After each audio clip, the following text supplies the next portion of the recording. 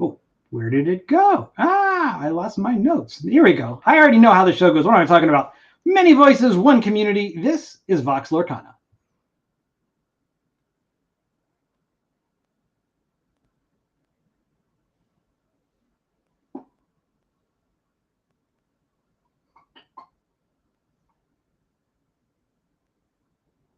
Hello, family, and welcome to tonight's episode of Vox Lorcana. My name is Scott, also known as Cypher 1000.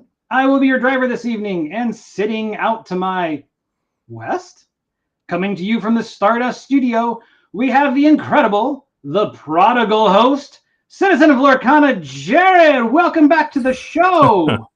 The prodigal host. You got it. That's right. Thank you for having me. It's I know it's a pleasure to be here. I have big shoes to fill, but I'm here to I'm here to try to fill those as best as I can. You do. So we knew Rebecca would not be here this evening. She is out in Bologna preparing for the DLC. Unfortunately, Daniel was planning on being here this evening, but had to call out late with a small health issue. He'll be fine, but he's on the shelf for tonight. I put out a SOS call, and Jared was gracious enough and available to fill in. So we've got him here tonight. But enough about the intro. Tonight, we need to do things a little bit differently because we've got a guest that is out on the East Coast, and we want to let them sleep. So tonight, we have actually two guests. They recently decided to team up to create a new podcast. So coming into the show tonight, we have both ZBexx and the Hobbyist Novice. Folks, welcome to the program. Woo! Hello, thanks for having us. Appreciate it. Absolutely. Fabulous to be here. I feel like I've been following you both for quite some time, but I think this is the first time that we have interacted directly on the show. I've watched a number of your content. ZBexx, you were there at Gen Con when the game debuted in your Tink cosplay, which was fantastic. So yeah, it's. I feel like it's been a long time coming, but it's the first time our paths have crossed. Yes, so it's exciting. It's finally happening. Yes. So you've come together to make the Play Lorcana podcast. Yep. So let's just start from the beginning. Really, before that, why Lorcana? I know you both have involvement with other games, but what was the draw for both of you to come into Disney Lorcana? I think for me, Disney is just a giant part of our family in general. We're huge Disney people. We go to Disney World a good amount. So it's kind of natural for us. Like for me, Lorcana was the first TCG I really got into. I played some Pokemon beforehand, but never really seriously got into where I seriously collected it, seriously played it. And it was really that Disney factor. It was also the first game that kind of brought interest, not from just myself and my family. Like my wife and I play. We just got done playing a few rounds preparing for set champs half hour ago. So yeah, I mean, it's really been the family aspect for me that's kind of brought things together for us that maybe we never would have played together before, but Lorcana's kind of brought that together. For me, it's another card game that I was excited about. I've been very invested in Magic the Gathering for the past 10 years before Disney Lorcana released. But as soon as I heard whispers of it, the first thought I had was I get to cosplay as a princess, as a Disney princess. So I was really excited for that. I know after watching and learning about Disney bounding over the pandemic, when the world opened up down to Disneyland in November of 2021. And so just being able to have my first experience playing Disney, the Disney people, so card game and a type of community and love surrounding it. But I love other card games, but on in my life too. It's interesting. I feel like that is a representation of Lorcana as a whole. We have people like Hobbyist and myself that have never really played TCGs before, but the Disney brand brought us in because this is my first real TCG too. And then there's people like ZBexx, and I think Scott, you've played games for a long time, so it's interesting to see that Lorcana was able to bring in a new segment of card players. Yeah, I started sure. with Magic back in 1994, actually. Wow. It was in calculus class, and a dude came in with 2 starter decks. I think it was revised, and just slams them down. I was like, "We're playing." I'm like, "Okay, what's this?" And the hook was set from there. I lost to a Shivan Dragon, but yeah. So you both come to the game from slightly different vectors, but a love of TCGs, and then we have this podcast coming about. So what brings you two together, and why the Play Lorcana podcast? Yeah, I think it's something we kind of been talking about doing something together for a little while now, and we're shooting out ideas back and forth about what we wanted to do, and we came through with this podcast. I had hosted another Lorcana podcast prior, and I really wanted to get back into it. I really like the podcasting sector of things, and we thought we had a lot to say from both the beginner aspect, the experience aspect, and we just thought it'd be a fun project for us to do, and so far it's been pretty great. It was pretty cool. We connected via Discord and did some collaborations first on each other's channels back during Reign of Jafar, and we worked really well together. And I recently branching out doing content on my own, formerly from Lorcana Academy. I was super excited to have somebody who wanted to do something with me. And I think it's really unique, as you point out, that we do have 2 very different experiences. So the Play Lorcana podcast is a nice blend of everything that you might be interested in if you're looking to play Lorcana. So as you look into the future, let's say 1 year, 5 years down the road, somewhere in there, what do you want the show to be? Kind of what are some of your larger designs for the show to evolve into?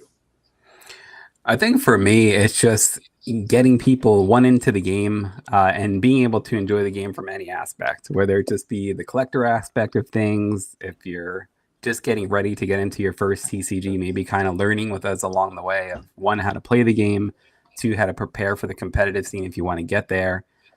Just trying to make people maybe get from that beginning journey to that competitive journey along the way. It's something we've kind of dipped into a little bit from the start. So.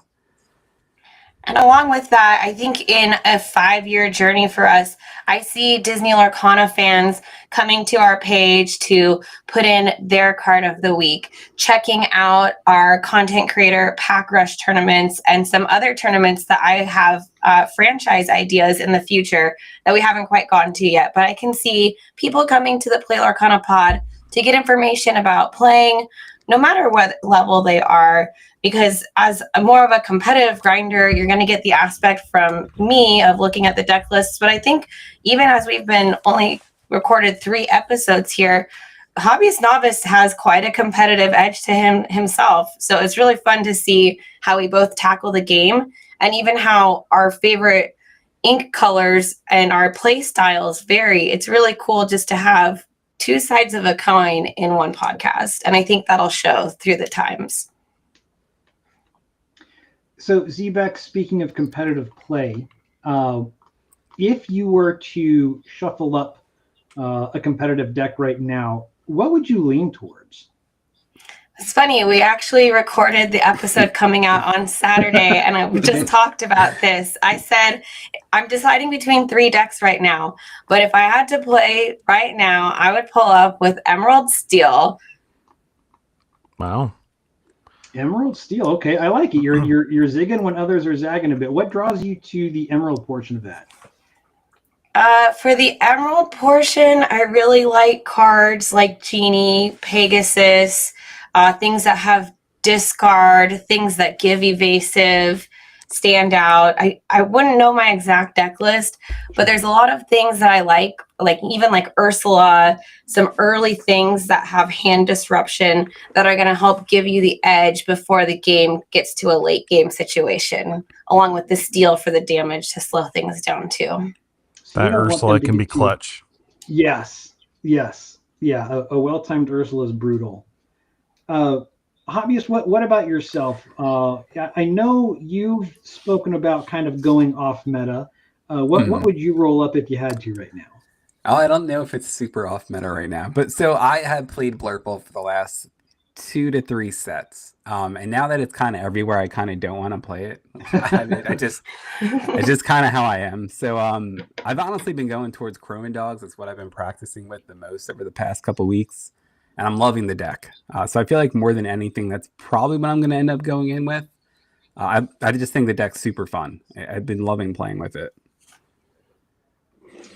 Chroma Dogs looks interesting. When I look at that deck, I don't know. I think that's the one I prefer over Sea Dogs, but I think there's a case to be made both ways. Now, I wonder if you could kind of compare and contrast a little bit. I know you've had some involvement with Star Wars Unlimited. Yeah. How do the two communities kind of, how are they similar? How are they different? Yeah, they're definitely different. They're both very good communities. I think the Star Wars Unlimited community is very competitive focused, where I feel like Disney Lorcana gives you more of a mix, between games like Pack Rush and just, I think, more of the collector side of things too. Star Wars Unlimited, though, is very fun. I love that game a lot. I've been able to do a lot of things with them over there too, which I'm really excited about.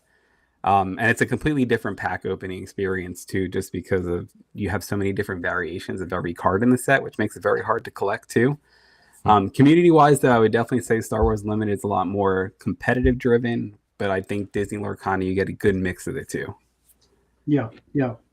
And ZBexx, what about yourself? I know, or like you've said, you've had some heavy involvement with Magic and the Magic community. What differences do you see between the two communities? I think the most obvious difference, if you just look at demographics, is the number of women, trans, non-binary, and children who are involved in Disney Lorcana, which is really special because Magic is changing and is growing. It's especially with the introduction of other IPs that's kind of helped bring in some newer, fresher faces. But Disney Lorcana has had that from the beginning. My first challenge in Vegas, people had little gift bags to pass out, almost like you see at like festivals where people are trading gifts, and even I will never forget during one match during this Sunday competitive event, my opponent and I were still live for prizes at this point, good tickets. And so he played an Amber Singer and goes, "I'm working late," and I finished it and said, "'Cause I'm a singer." Like that just would never go down in the competitive side of a Magic tournament. So even though there is still a competitive side, we weren't in the money for day 2. We're just in the second tournament. But I think that's something that's slightly different in the Disney Lorcana community that is unique and really special. There was something you said fairly early on. There was a tweet you made, and I don't remember the exact words, but it was to the effect of, with Lorcana, you didn't feel like you had to prove that you belonged. You were just accepted. You were recognized as part of the community from the beginning. Am I representing that accurately? Yeah, I think I would even still sometimes to this day in Magic question if I belong, even though I'm such an established voice in the Magic community. Right. And I mean, not only that, but you work at a game store, yeah? I do. And it's in the game store, it's completely different than online. Like some people in the store know who I am, but sometimes I'm kind of incognito. Yeah, that's just what blows my mind is even as a game store employee, someone that's literally enfranchised in these things, that you felt like maybe you still had to prove that you belong, but with Lorcana you were just accepted. I love that about the community. I'm glad that you have felt that, and that it's the community has shown a different side of itself, at least in the competitive format. I agree. I can't imagine there would be sing-alongs during a day 2 or fighting for big time prize tickets. That would be unusual. Yeah, the Disney Lorcana community is great, but just everyone should know imposter syndrome is real for everybody. Don't you forget that. Amen. Yes, and I think Jared and I have had this exact conversation. If not him, it was another person in the Disney Lorcana content space. Even creatives for 20, 25 years, people. So game design, board game design, where I'm thinking of. There's a guy, Eric Lang. He's been at it for forever, it seems like. And even he is like, I still get imposter syndrome when these people that are established names in whatever their field, and it doesn't matter, board game, card game, any kind of creative endeavor, people still get imposter syndrome decades into it, which is wild to me. But they're still doing it. So yeah, if anybody's out there has an idea that they're not good enough to make content and they're brand new, or they haven't started yet, or they're 10 years or 20 years, keep making, keep arting, keep doing. You belong. Completely agree. Something on the same lines that's on our next episode is feeling comfortable at store championships. So that doesn't just apply to content creation. To bring it back to the Play Lorcana podcast, we talk about what it's like to go into your first or even 10th store championship. So some exciting stuff to share upcoming. Hobbyist, not long ago, you did, or both of you really, you hosted a Pack Rush event. And I think that Pack Rush might have been a first for you. Like, when did you first experience Pack Rush? Yeah, so when they first announced Pack Rush, I was all into it. As far as how I open packs now, that's like the only way I will open packs. It's like, to me, it's the most fun way to open a pack of Disney Lorcana. Like, anytime we get packs in my house, we just play Pack Rush. It's like the coolest way to do it. It's super fun. I also think it's a great way just to learn the game without having to worry about deck building or anything like that. And just to kind of experience the rules while also just experience opening new cards. And you get some awesome surprises along the way, as ZBexx can attest to recently. But yeah, I love Pack Rush. Yeah, I think it's, I agree with you. It is by far, it's actually my favorite way to play. And while I don't know that I want to have that be the only way that I play, I would love basically every night, if we're in a league and we're buying a couple of packs, that's just how I like to start it off. Let's just do a quick round of Pack Rush and then go from there. Yeah, it's so much fun. Excuse me. So with that episode, and I want folks to go and check it out. Were there any moments that really stood out to you that were kind of surprising or catching people off guard, whether it was a card that gets flipped that was incredible, or a match that kind of turned on a dime? Yeah, I mean, I think this Saturday, it's a whole tournament. I just kind of like give a quick brief of it real quick. So it's 16 content creators going head to head in Pack Rush, one best of one elimination, and we had round one, part one last Saturday, and round one, part two is this Saturday. And I think actually this Saturday's matchup that ZBexx has probably the craziest opening during a Pack Rush game I've ever seen. And I also want to say, when I was editing this yesterday, I didn't realize you riffle shuffled those cards too. Did you hear the audio? Did you listen to the audio it's though? Terrible. I talk about so bad. I even said, this is how you can do it safely in case you have a good card in there. I'm like, if you're just really careful, it's okay. It was so crazy. The card is fine. The card is fine. Okay. I'm guessing it was a cold foil flounder. That's the only Something thing that like makes that. sense here. How did you know? Man, I mean, what more valuable card is there?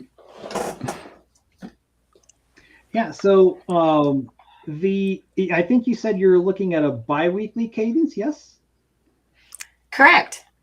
Every 2 weeks, we have a new episode that drops roughly. That's what our goal is for, and we've been doing that so far. And are you looking at dropping that Saturdays, Wednesdays? Roughly what time of the week should we expect that?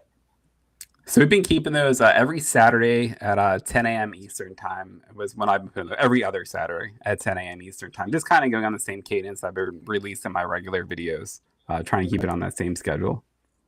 All right.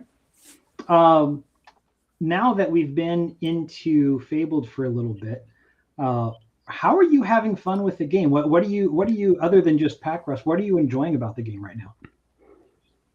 For me personally, it's collecting. I absolutely love that we got some new rarities finally. I've been wanting this for multiple sets now, so it's really cool. Like I absolutely loved collecting this set. I think for me, it's been the best set to open since the first chapter. That's just me. I'm a big collector, but I'm also a pretty big player too. But I've just on the collection side, I've absolutely loved it. Dude, Ravensburger was so smart. They took the set that was like 85% reprints, but they introduced these new rarities, and they introduced these iconics. And so they took a set that maybe a lot of people probably would have passed on, but honestly, it might be one of their best-selling sets since the first chapter. Yeah, I completely agree. It was a really smart move. I think we've seen a lot of TCGs have alternate art cards and they just go bonkers. But probably the most exciting thing for me with Fabled is just the switch up and addition of Core Constructed.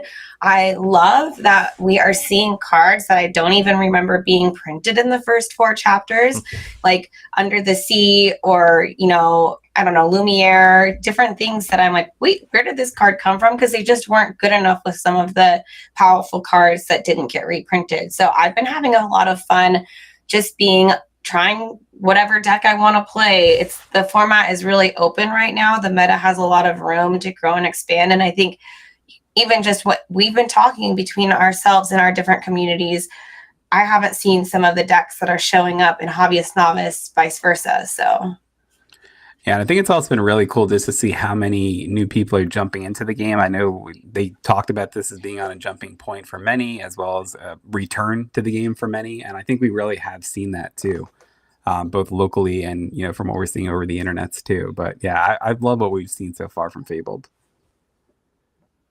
Have you, for both of your locals or your local areas, has there been enough supply for the folks who've been trying to get cards? Yeah, so we were actually just talking about this earlier today too. For me, no. There is like nothing. Every now and then you'll see some packs pop up at Target and they're gone within a day. I think I only have one shop by me that actually has any stock currently. And it's gotten to the point where they won't sell boxes at all. It's just you can get a few packs per day and that's it. So it's still been very hard to come by me. Yeah, I will say I haven't had as much trouble in my area, but I feel like I also, maybe in a smaller area of an interest or something, I also have way less stores around me when we were talking about that too. So I don't know how all of that, lines up, but yeah, it has been more scarce than some sets. Like it has been a very popular set. So like that's not a bad thing in some ways. Earlier, I remember Rochelle making a comment, I believe it was on Discord, that demand was higher in the States, or especially high in the States, which was interesting. I'm not sure why, if it's the high-end iconic gamble aspect of it that the States is buying into versus other areas of the world. But that I found that was interesting because early on, I don't think the demand really was there. I think people were kind of low on the reprints. And then, man, out of nowhere, it was just got to have it. And demand spiked. Yeah, I think it's completely iconic cards. Sorry, go ahead. Oh, no, go ahead. No, I think it's 100% to do with the new rarities. I think that we're kind of in a boom, not just with like Lorcana and these new rarities, but like the TCG boom right now of collecting with Pokemon and everything else, Magic going with Final Fantasy and Spider-Man. It's the complete the collector side of things right now. I was going to say I'm pretty biased, but I think a big part of it is them bringing the Power Line, a Goofy movie property into that. I think as a completely biased 90s kid, that has a huge draw of people who have adult money, maybe children who are of the age to play, or even just who have played other card games and are excited for it. So I definitely think for me, I've had a lot of reactions online talking to people with the Goofy movie. That's a really good point, ZBexx. So if you don't mind, bring us into how you became a fan of that Power Line and a Goofy movie franchise. I can only remember running around my house going like, it's a leaning tower of cheese. I had to rewatch the movie. I didn't remember a ton about it, but that was like the only thing I could, like when you just latch onto one thing when you're really young and like your adult brain doesn't remember everything. And then I was like, then it came back to me, but it was like, oh yeah, like, that was a great movie. Yeah, I never grew up with, I wasn't around the Disney Channel. We never saw a Goofy movie when I was younger. So I finally, I told some people I know Eric Schweitzer was not enthused when I said I hadn't seen it yet, and then the Lorcana Muses, they're real big into it. So I said, okay, I will. I promise I'll watch it, and I did, and I'm sure glad people enjoy it. That's as much as I can say. Well, what are you trying to say, Scott? I grew up on that movie too, and I don't know, and it hit hard as a kid. Like I really related with Max. Sure, yeah. You're young, you want to go out on an adventure, you feel like there are things holding you back. But now as an adult, oh my gosh, it hits me even harder. With my kids, like Hi Dad Soup. Are you kidding me? What parent doesn't want to have that memory with their kids? And then when they grow up and they become too cool for their parents, you're just like, remember Hi Dad Soup? I don't know. It's a good movie on many layers. Isn't that funny just thinking about like all those Disney movies now from like how you watch it as a kid and now looking at it from the parent aspect of things? Oh, I totally relate with Triton now. Crazy. Yeah, it kind of missed me on both of those aspects because Abby and I don't have kids, and I didn't see it when I was a kid, and so it's like I kind of dodged both ends. I don't think it's a bad movie, and I am genuinely really glad and grateful for the folks such as yourself, such as ZBexx, that do enjoy it, because you're kind of getting that moment, right? Like you're seeing something that you're passionate about come to life. And you're just engaging with the game on a different level than what I can experience, and I'm thrilled for the people that get to experience that. And it's so cool seeing how they're bringing so many of these, like going back to like Disney Afternoon and stuff. Like I've been dying for Darkwing Duck to come into this game, and here he is coming next year. Are you the one behind that account, Hobbyist? I wish. I really wish I would have thought of that. That was such a good idea. So we've talked about kind of direction you want your podcast to go and things that you hope to see in the future. What do you both hope to see out of the future of Lorcana? I think for me, I just want to see it continue to grow. I think there was a lot of nerves before Fable that, maybe this game is starting to take a step back, whether it be things that were going on with Ravensburger or whatever it may be. But I'm kind of really hoping with Fable, we're really starting to see the flip of things between the new meta coming into effect, even though some, say it's already being dominated by one certain thing, and maybe it is. But I think really just seeing this game continue to grow, seeing more people hop into the game and join the game. The biggest thing that I want to see out of Lorcana really is it's going into the parks more. I felt like when I first heard of Lorcana, I don't know if either of you are familiar with Sorcerers of the Magic Kingdom.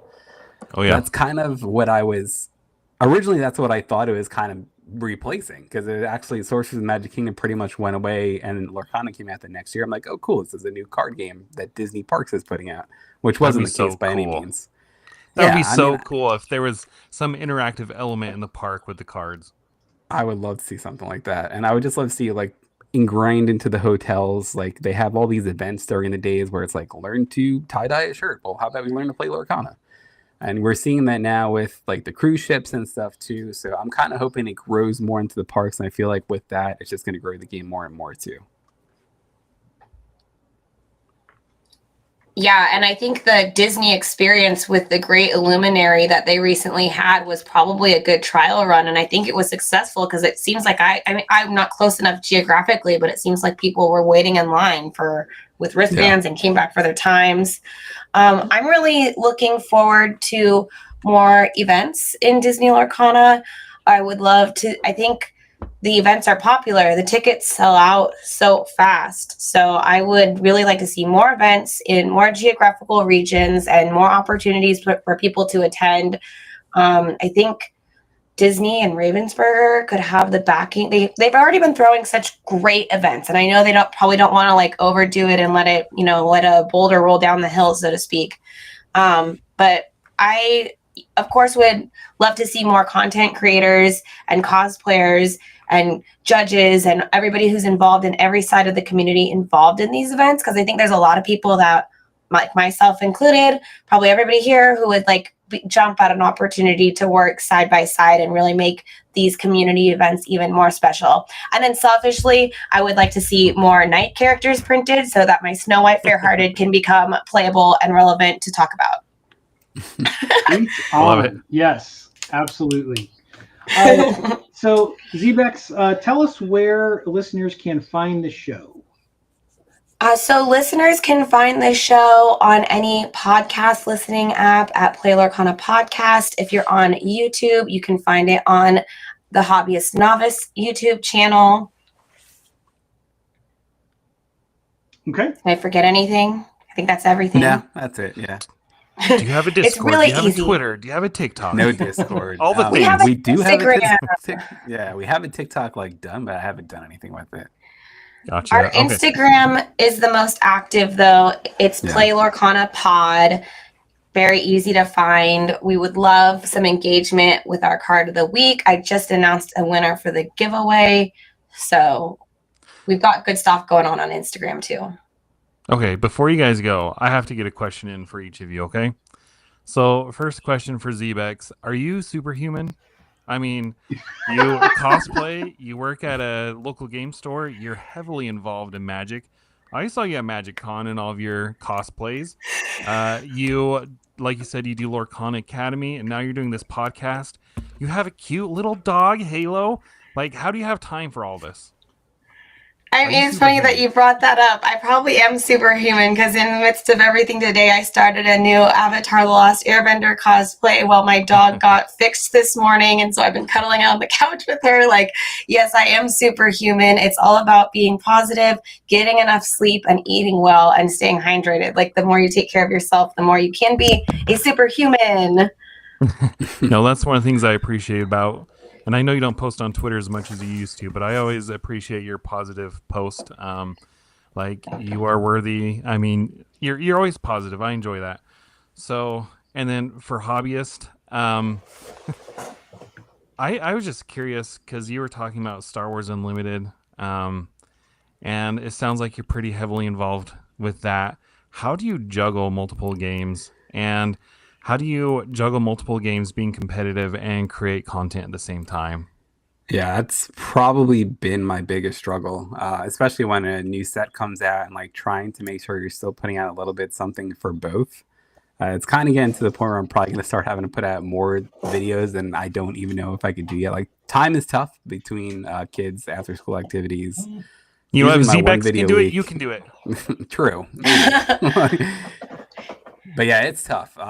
Being competitive with both, I'm probably definitely more competitive with Lorcana than I am Star Wars Unlimited. I think for Star Wars Unlimited, it's probably more collector side of things, and I like to play limited play more than anything. I haven't really been able to delve down as much as I would like to, like getting a good constructed deck going. But juggling the two is tough, especially with so much coming out. And when Lorcana putting a new set every 3 months, it makes it even tougher. So it's a work in progress, I would say. Well, I will say ZBexx is a juggernaut of content creation and hobbyist. I have appreciated everything that you guys... I haven't had a chance to listen to your podcast yet, but I will. But I have no doubt that it's amazing, and I'm going to tell everybody to go check out your podcast. No, appreciate it. Super appreciate that. All right, and where can we find each of you? Well, you can find me everywhere at ZBexx, ZBexx.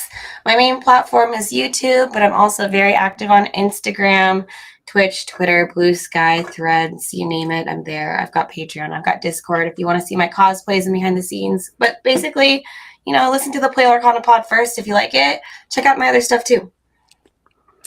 Yeah, and for me, I don't have that many things, not that fancy. I just have the YouTube channel, The Hobbyist Novice, and then I have an Instagram at Hobbyist Novice too. Those are my main two ways to find me. And I have videos come out usually every Saturday around 10 a.m. Eastern time on YouTube.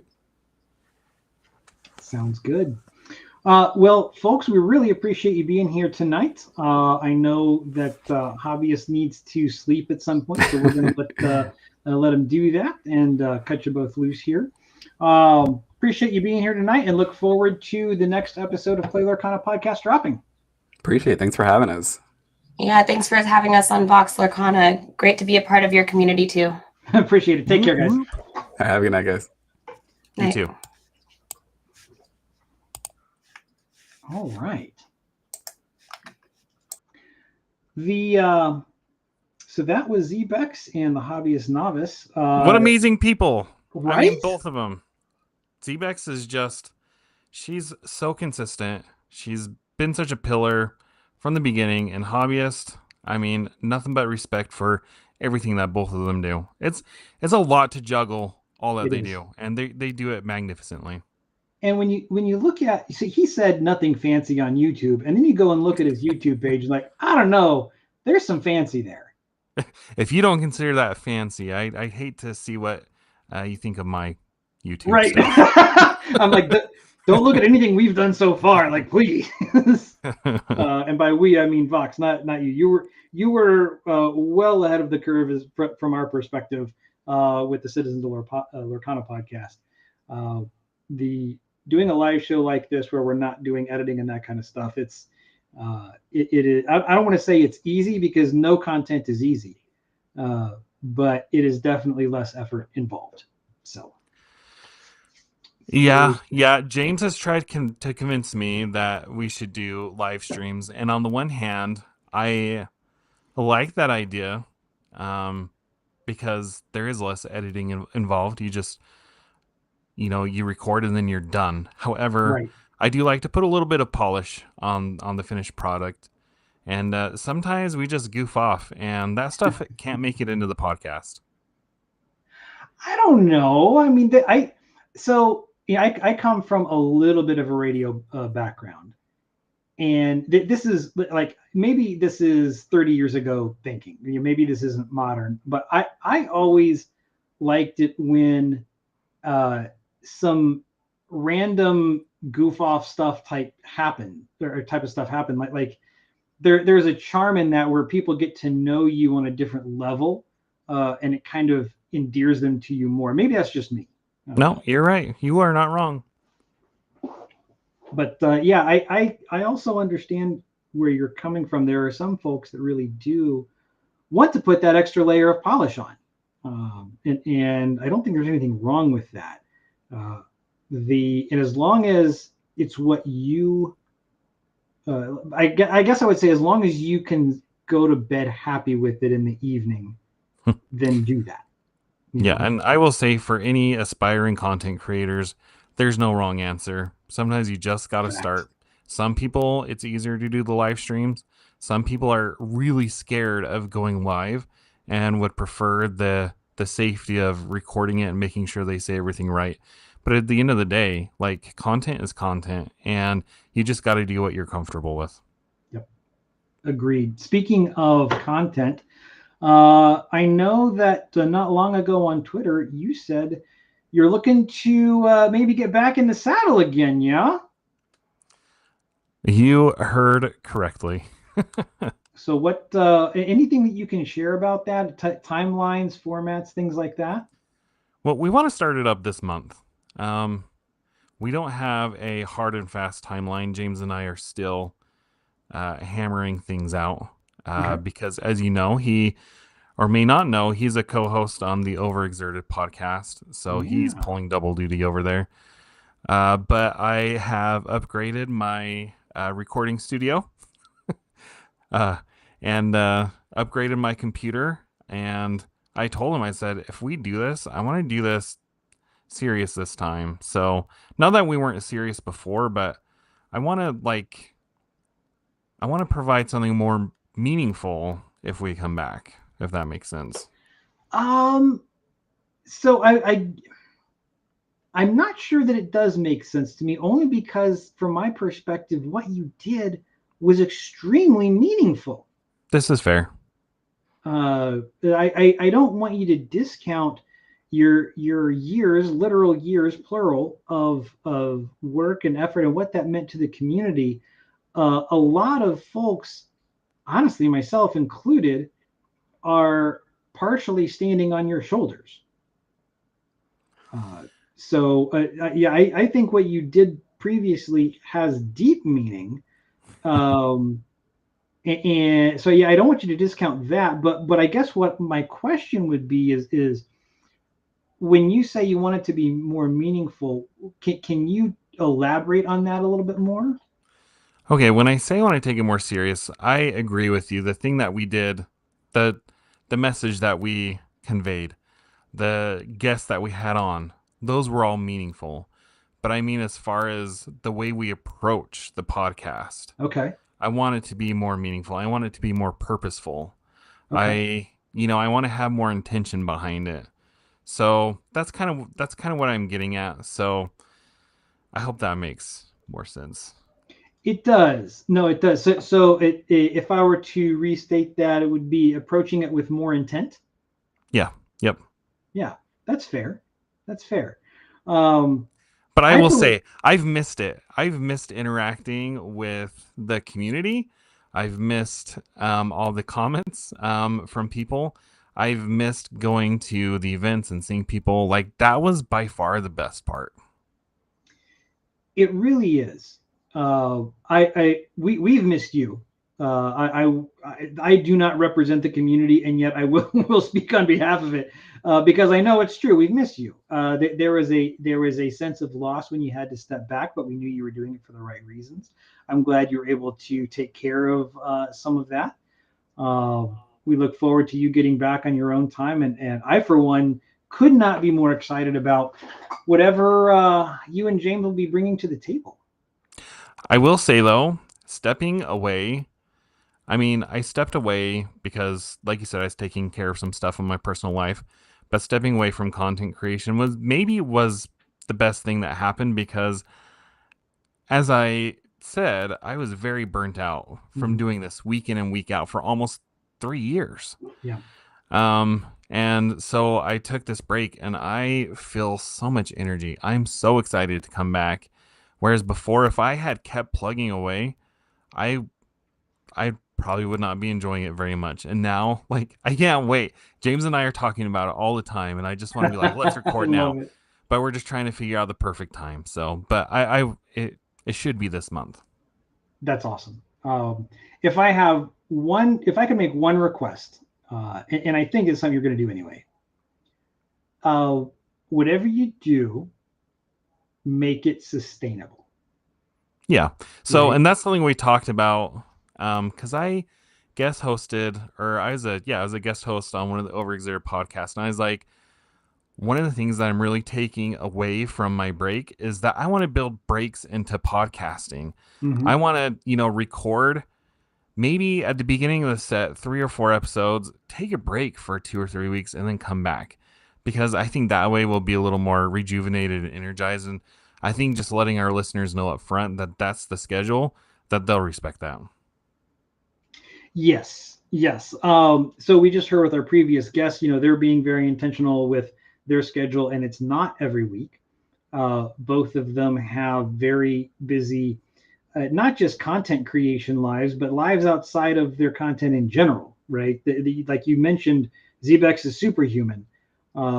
So for them, every other week cadence works. For this show, we just said first Wednesday of every month, and people immediately say, why monthly?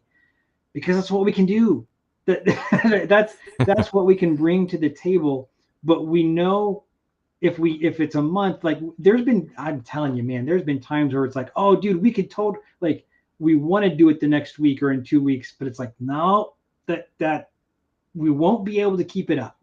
When you look at Rebecca, I mean, her schedule's only gotten more insane. I know. Had you known. Right. I mean, we knew that she was already incredible. I don't know that any of the three of us saw that quite happening, how she's just skyrocketed to the stratosphere. Truly. And good for her. Sincerely, she's earned it. She's the Instagram queen of Lorcana. She's killing it on the casting, and just couldn't be more happy for her. What about playing? I know you haven't been playing it as much. Are you going to be able to get cards to the table here anytime soon? Oh yeah, I've placed a couple of big orders. I went to my first locals last week, and I've actually done a lot of play testing. I thought I'd run Blurple, but Emerald Sapphire just kept. Yep. It was the bane of my existence. So I switched it up. I'm on Purple Steel now, and I did take it to locals last week, and I was able to come in second place.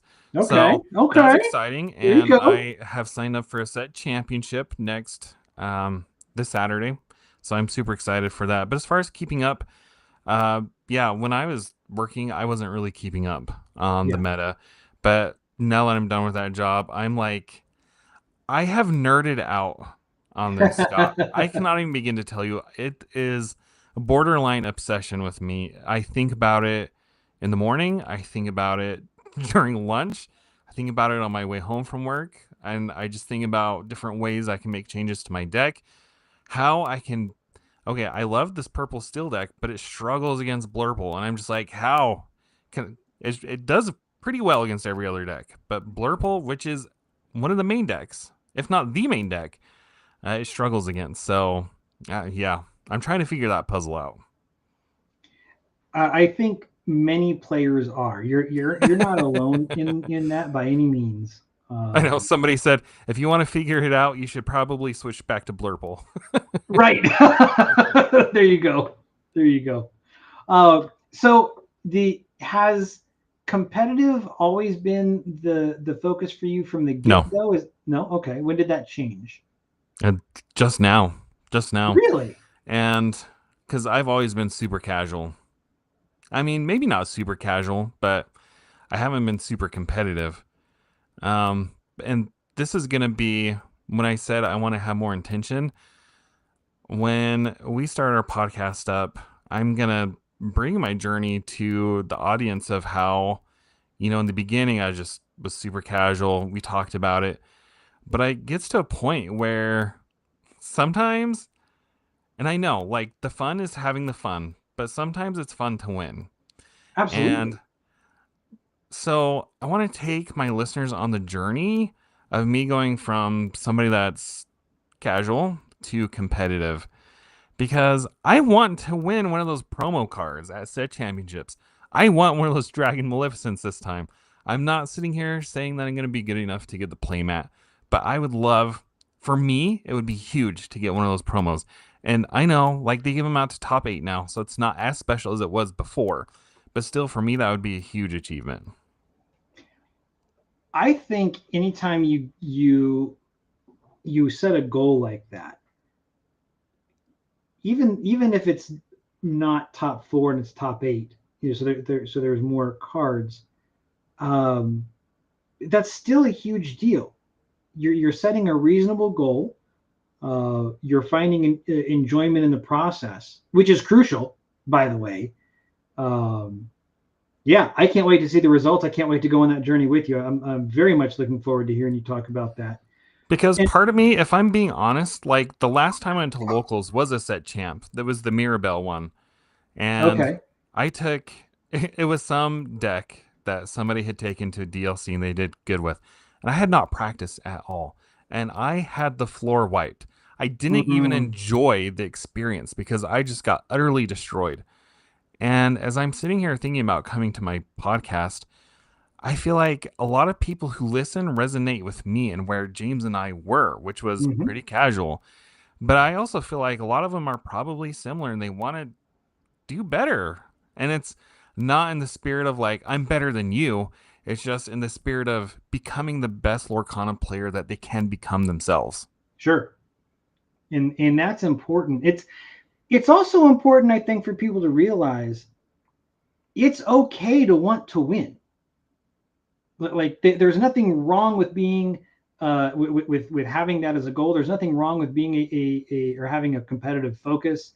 We tend to be a little bit more socially focused players on this show, but we all still do set championships. We all still want to win those. And for anybody out there that maybe isn't keen on the competitive aspect, I gotta say there's nothing wrong with the players that are playing to win. I mean, like Herm Edwards said, you play to win the game, and being intentional about that is perfectly fine and healthy, to be honest. Yeah, I agree.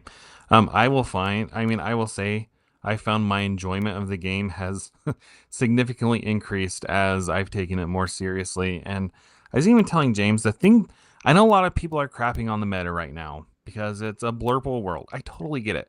But I feel like the nice thing about cards like Be Prepared and Big Sisu being gone is the game feels like it's more strategic. It's like you have to wait until you feel like you're in a position of strength before you can quest or try to take out your opponents.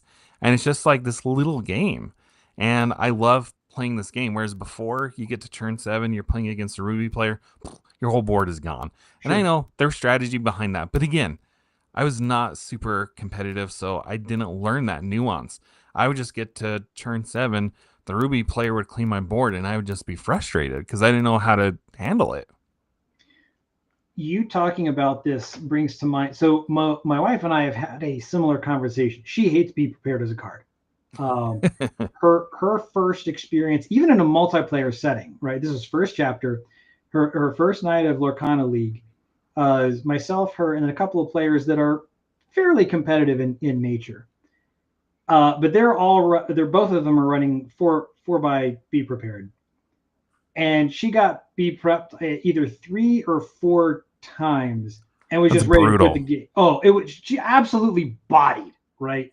And you know, from my history, I'm used to board wipes. I understand what they are. I understand why they're actually healthy. I understand we need to play around them. She doesn't have that history. And so when that's your first experience or any early experience and you just get Be Prep multiple times, nobody likes it. That's not fun. No. But there comes a point, if you're intentional about the process of play and you want to get better, it's almost like a rite of passage, and you're hitting it where people realize I have to learn how to play around some of these things. And now you're seeing with the strategic element, now, even though we don't have to play around those 2 specific cards, you're recognizing some of these things that maybe in your first week or 4, you weren't really cognizant of. And now you're seeing the value and how to approach some of these types of situations. 100%. Yep. Yeah, I am super excited for you. I can't wait to hear how this goes. Whether you're on the upswing, downswing, plateau, whatever it is, I am here for your journey.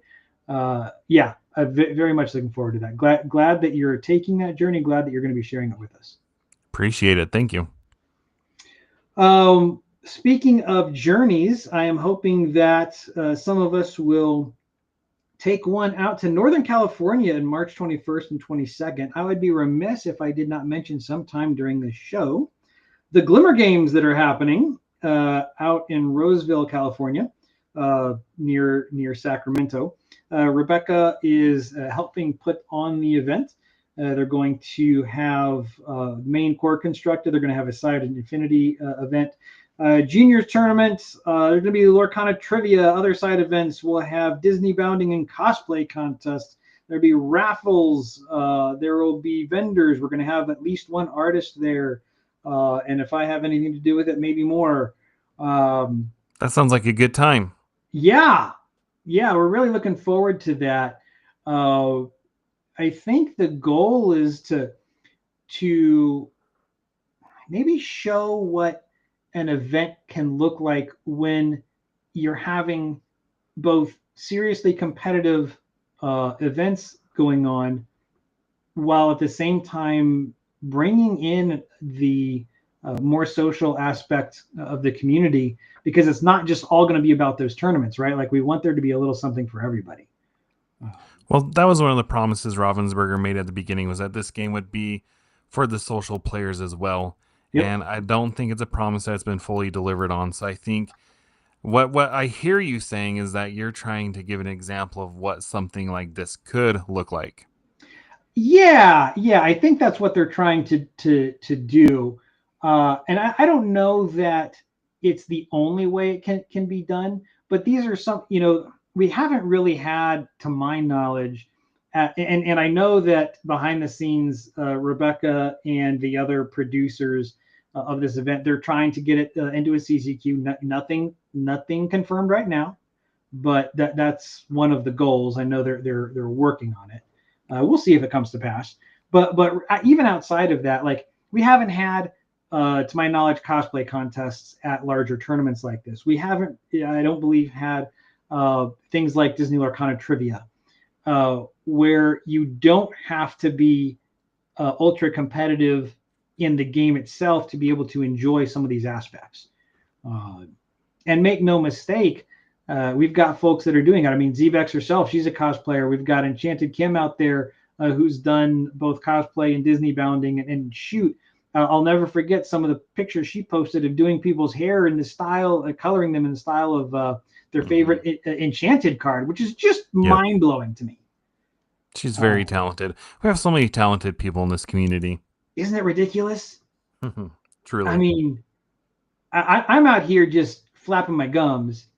And meanwhile, we got real artists out there just doing incredible stuff in the Disney Lorcana community. And honestly, that's the kind of stuff we want to highlight, right? Like it's that, in addition to, not instead of or in place of, but alongside of the competitive events, we want to bring along folks that are just as invested into the community, but perhaps not in the same competitive manner as other folks. Yep. So yeah, March 21st and 22nd. Stay tuned to Rebecca's Instagram feed for more information. In case you don't know, it's Rebecca Quest. Yeah, we are about at the end of the hour, so should probably be wrapping things up here. Really glad that you could make it tonight, Jared. Sincerely appreciate it. This is like my first time dipping my toes back into doing this type of thing, so I appreciate you letting me come on. Yeah, absolutely. Any last words before we wrap it up? It's just it's been such a privilege to be a part of the Lorcana community, and like Hobbyist was alluding to, there were a lot of question marks going into rotation to see what would happen, but I feel like, there are some complaints people have about the meta, but there's always going to be complaints, and I feel like this was the first test of how well Lorcana would hold up, and it has done fine. I think it's going to be great.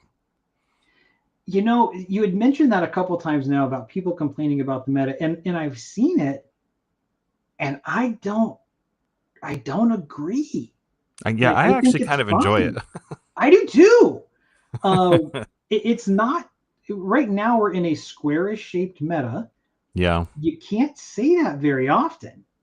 But I see the chatter on Twitter all the time. People are constantly saying, "Oh, I hate it." Yeah, and I don't know. Like I heard there, I saw early calls for bans of various stuff. I'm like, no, I don't agree. People with talking that. about banning Dumbo. Right. Come on. And I get where the sentiment comes from. Like I'm not oblivious to that aspect. I don't agree. I think we need time, and the meta has somewhat adjusted. Yes, purple is strong. Yes, Ruby is almost persona non grata at this point. Ruby's 6 feet under. But I mean, that's not going to stay the same, right? I mean, we just got Powerline Singer 9. I think Whispers in the Well will. I would hope that'll help rejuvenate Ruby. I agree. Yep. I think a lot of people are looking forward to that.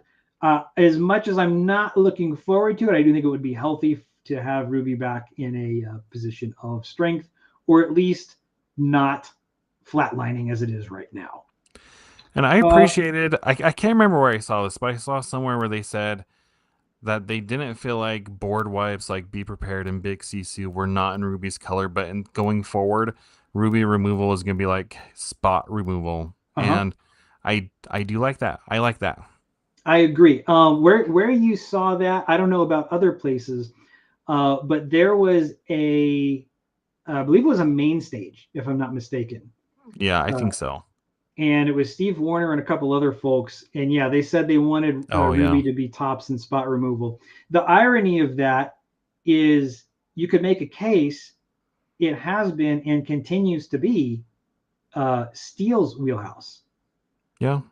Yeah. So we'll see how and if that changes over the next few sets, I guess. That's right. So where can folks find you if for some reason they don't know already? Well, I've blabbered enough about it, but I am very active on Twitter/X. But the other place that I've started to be active just over the last couple months is TikTok, believe it or not. And I will say the Lorcana TikTok community is a gem. Like, the people there are so nice. Really? I mean, you talk about casual players, that's mostly what's over on TikTok. Lots of pack openings, but the people there are so friendly. So if you're on TikTok and you want to check out some Lorcana content, I mean, you can find me there. You can also just find a lot of great people. And then, of course, like I said, on Twitter. And stay tuned for future information. Can't wait. All right. Well, we're going to go ahead and wrap things up here. On behalf of our hosts that aren't here, Rebecca out in Bologna and Daniel resting at home, on behalf of our guests, ZBexx and the Hobbyist Novice, and on behalf of our host that is here, Jared, Citizens of Lorcana, I just want to thank everybody for tuning into this episode of Vox Lorcana and spending a little time with us tonight. And as always, remember, Lorcana means family. Good night, everybody.